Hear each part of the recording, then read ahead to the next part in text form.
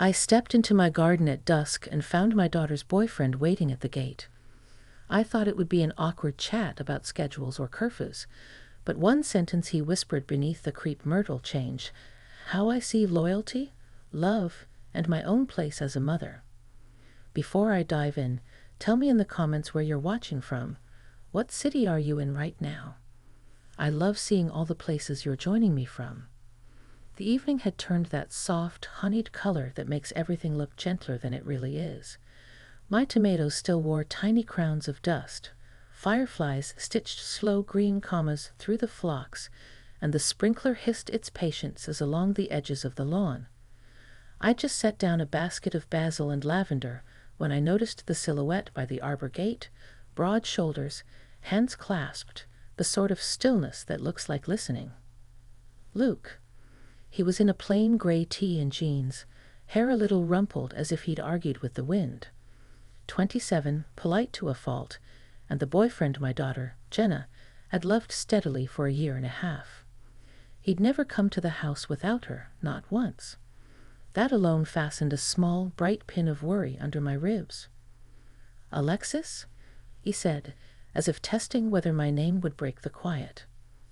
"Garden's open," I answered, because you can't be a mother for long without learning how to make an invitation sound like a boundary. You look like a man who rehearsed a speech and lost half of it on the way here. He smiled, thin and sheepish. That obvious.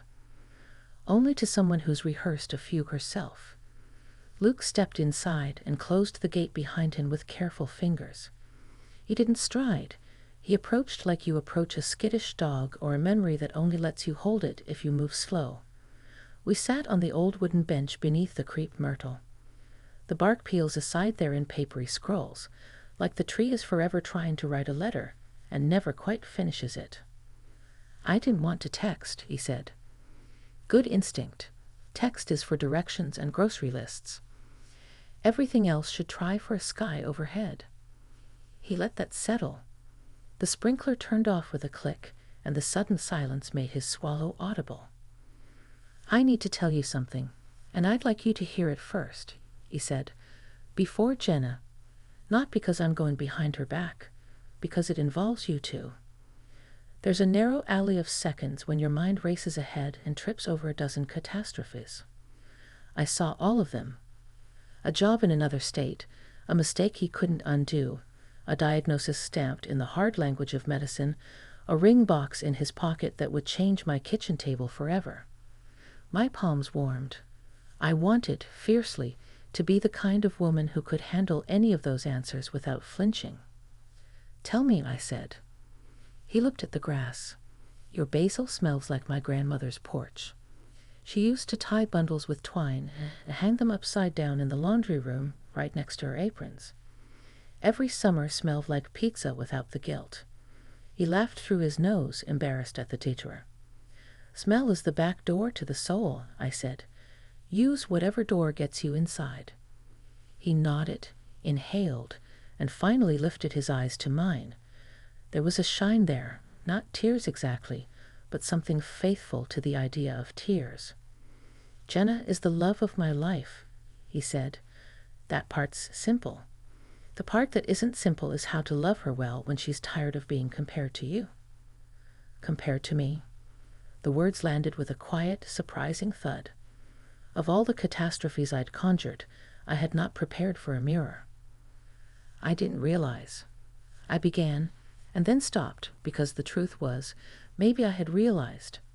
Maybe I'd seen the way Jenna's mouth went flat when someone praised my roast chicken, or my old habit of mending the knees of jeans, so the stitches made little constellations.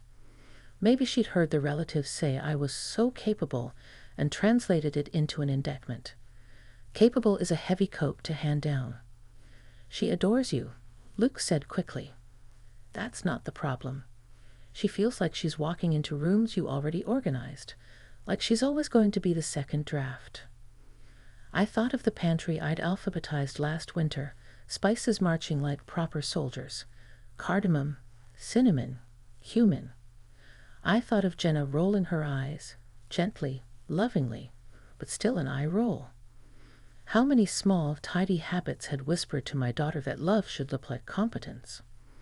"Luke," I said carefully, "are you here to ask me to be less myself?" He flinched.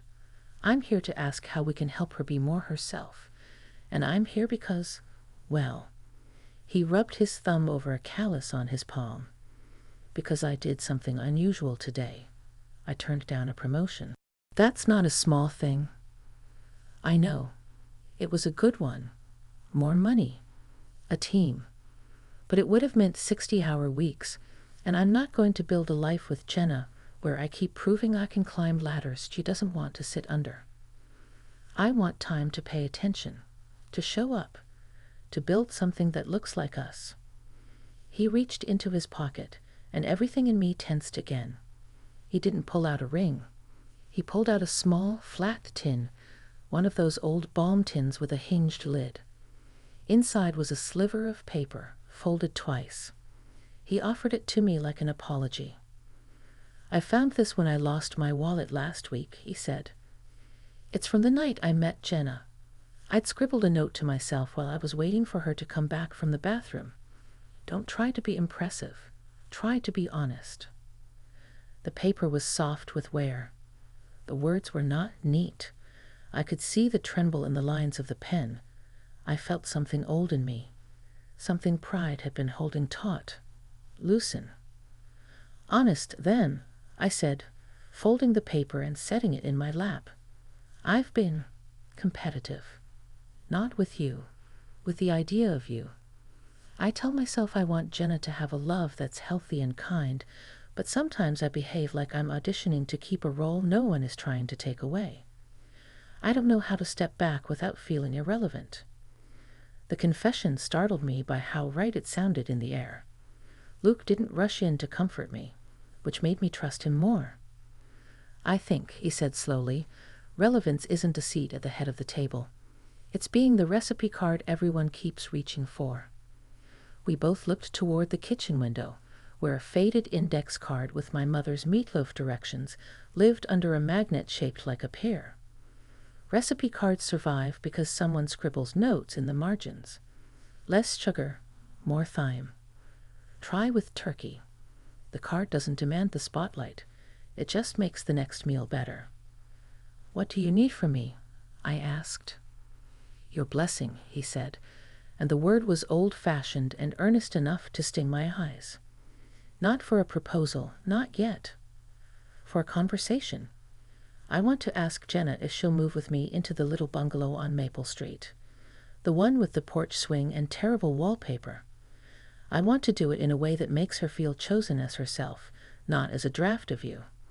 And I want you to know I'm not stealing her away. I'm asking you to help unlock a door she keeps thinking is only yours to open." I pictured the Maple Street house, white clapboard, black shutters, a porch swing that cried like a violin when you leaned back too fast. It was 3 blocks from here. Not far enough to feel exiled. Far enough to feel like adulthood. My mind started building rooms. Sunday breakfasts, Jenna's laugh bouncing off new walls, the sound of a lawnmower like a heartbeat on summer afternoons.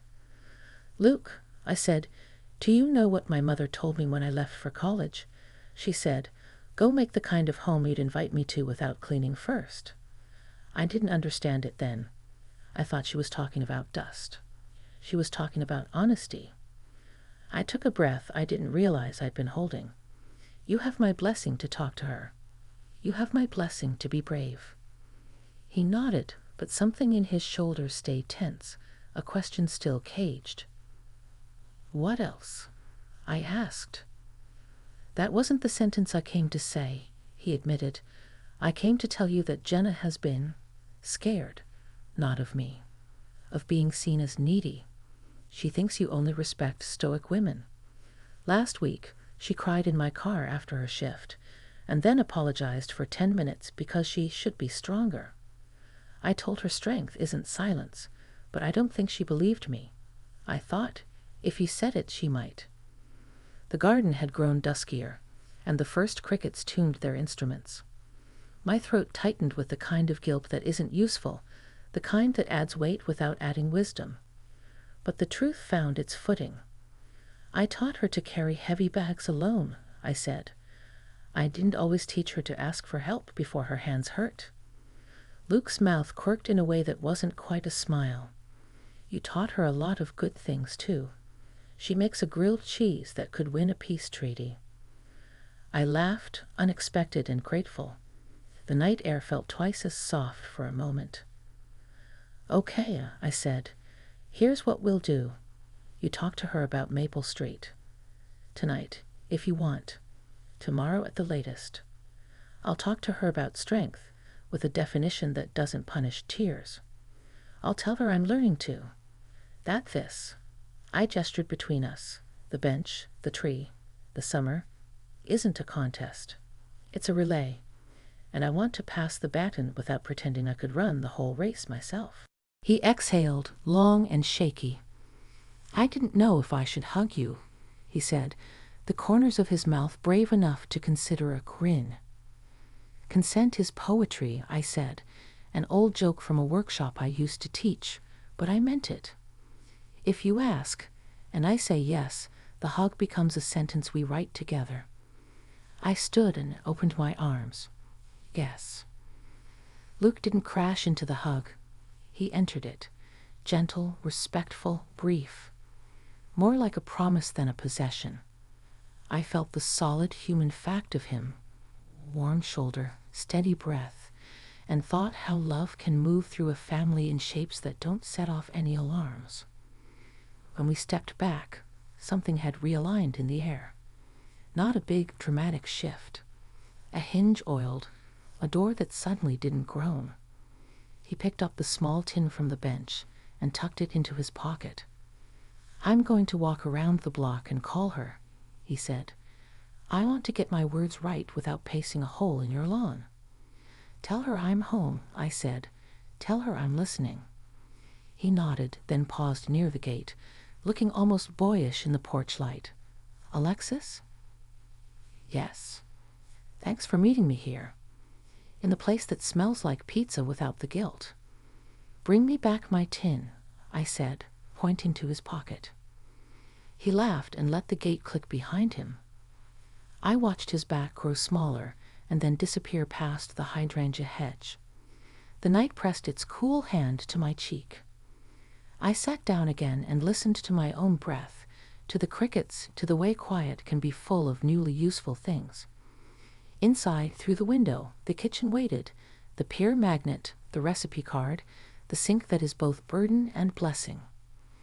I didn't realize I was crying until a tear cooled against my lip and tasted like the ocean I haven't visited in years. I wasn't sad. I was unarmoring. The phone on the porch table vibrated once. A text from Jenna. You home? Yes, I typed. In the garden. A few dots. Then, Luke says he wants to talk. Is everything okay? I looked up at the tree, its peeling letters rustling, as if finishing the letter it had been writing all these years. Everything is okay, I wrote back. More than okay. Come by the gate. I set the phone down and faced the arbor, where porch light and moonlight braided themselves into something gentle. The basil breathed out its last sweetness of the day. Somewhere down the block, a screen door slapped shut and then held. I didn't know exactly what would happen next, but the feeling in my chest was as surprising and steady as a heartbeat on a pillow. I was not losing my daughter. I was making room. And what Luke had said, what he had asked, with that odd, old-fashioned word, had pressed a new doorway into the walls of our home. I wiped my eyes on the heel of my palm and smiled. The gate latch lifted. Footsteps. A familiar silhouette. As Jenna stepped into the garden and looked at me, really looked, like we were the same species of woman, learning and trying, I felt the moment before a conversation stretch, bright and fragile, like the very thin ice of a lake right before it sings. The night folded itself tighter around my garden, but something inside me had opened. When Jenna walked through the arbor gate, her eyes searching mine with that fragile mixture of hope and caution, I knew this conversation would shape not just her path with Luke, but my path as her mother. She crossed the lawn slowly, holding her cardigan shut against the cooling air. Her hair was loose from its tie, falling in uneven strands that made her look younger than her 25 years, as if she were still the girl who used to press wildflowers between my cookbooks. She stopped just a few feet from me, her arms crossed now, as if she needed the barrier. "Luke said you two talked," she said carefully. I nodded. "We did. And before you worry, it wasn't about betraying your trust. It was about loving you better." Her shoulders shifted, a defensive shrug she must have practiced since high school. "He told you I cry too much, didn't he?" The question went straight to the ache Luke had revealed. I took a breath, steady, not rushing. "He told me you felt you couldn't cry in front of me. That you thought strength only counts if it's silent. Jenna, that's on me. I taught you resilience in the way I knew best, but I didn't always leave room for vulnerability. That doesn't mean your feelings are weakness. It means you're alive and honest and strong enough to show it." For a moment her mouth trembled, and I saw the girl who once scraped her knee on the driveway and refused to come inside until I praised her for not crying. That little girl had grown into a woman still trying to earn my approval by holding her pain hostage. Her eyes glossed. She blinked hard, angry at the tears. "I didn't want you to think less of me." "Less?" My voice cracked. I stood and closed the space between us, placing my hands gently on her shoulders.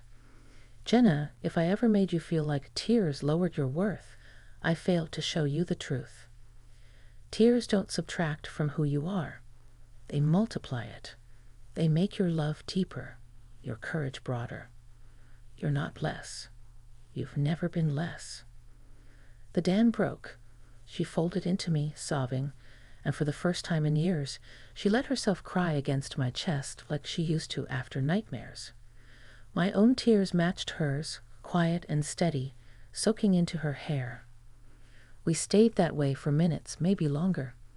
When she finally pulled back, her cheeks streaked with salt, she actually laughed, a short, incredulous laugh. "I thought I had to outdo you. All this time. Compete with the perfect Alexis who never needed anyone. And here you are crying like the rest of us." "Perfect Alexis is a myth," I said, smiling through my own tears. "Real Alexis is just a woman who still forgets the dryer sheets half the time." That laugh of hers turned genuine, warm, and full. I hadn't heard it so free in months. Then she looked down at her hands, twisting her cardigan tie. "Luke wants me to move in with him. On Maple Street. He says it's our place, not yours. That scared me, Mom. Like if I chose him, I'd be abandoning you." The words carried the very fear I had been carrying myself. That love is a pie with only so many slices, and each new piece leaves less for me. But now, with her face close, with her honesty flooding between us, I knew that wasn't true. "You wouldn't be abandoning me," I said. "You'd be expanding us." Love doesn't divide. It multiplies. If you and Luke make a home, I don't lose a daughter. I gain another porch to sit on, another kitchen where I'm welcome. You'll always be mine, but you're also yours, and you deserve the chance to build something that feels like you." Her lip trembled again, but this time she didn't resist. She hugged me tight. "I wanted to hear you say that." "And I needed to," I whispered. When she stepped back, her eyes were lit in a way I hadn't seen in so long, hopeful, brave.